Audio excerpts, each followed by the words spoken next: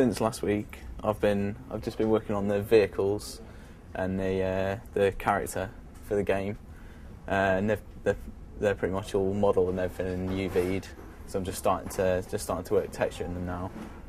Got it so I can try out different types of different propellers, different styles of balloons, all the different chassis, stuff like that. Different wings.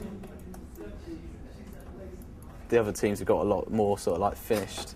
Their models are a lot more finished. Like we've only just really got like basic stuff laid out, but we've tried to just get a whole complete thing that doesn't look very good and then just make it look better and better. We decided on the story and all the key elements of gameplay and character-player interaction at the end of last week. So we left feeling comfortable with that area of the game. Because it's very important that you factor in key things like what the player is going to learn at what stage throughout the level, especially given that this is going to be the first level in a game. Our programmers have been working quite hard and they've got the engine worked out very well. There's the AI guy, Hassan, he's done some good stuff already with pathfinding and nodes. Among the things that we're going to need for the AI is for the agents to be able to navigate their way around the level. And I've added all these navigation nodes. So basically, wherever I want the agent to navigate, he's going to use the mesh of the navigation nodes in order to be able to find their place around the level. We've had to, originally we had 11 maps, because that was the whole game idea. We're only going to be working between 2 to 3 maps, because that's really what we wanted to implement. But the design document is 11, so we're taking some of the levels and we're merging them together. So you can kind of experience some of the later stages a bit earlier, really. Nick is currently working on some of our vehicle features we're implementing, such as the boost, the power slides, and the general integration with the environment. Also, he's been working on some sound design.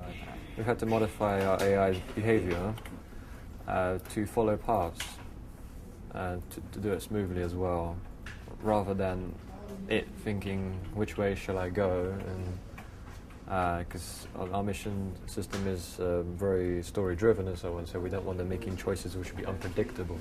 Last week a lot of our time was spent getting a build up together, which we're still struggling away with. But the biggest problem that we face is sort of bandying around between sort of which direction we're heading in. So sort of last week we'd sort of do one thing, then we'd identify that no, actually we need this. So this week it's just been a case of getting everything that we've got, sort of getting it up to the same standard and sort of integrating it into the same build, as it were. And we draw back an arrow and we hit him and off he goes. And actually if you could hear the sound, he'd squeal, and it's actually really amusing. In terms of the other teams around the country in this there's a few that I'm like really itching to see, but a lot of them I can almost see them before I've seen them, if that makes any sense. There's one Irish entry that I'm quite interested in and one that I'm not, but I won't tell you what they are.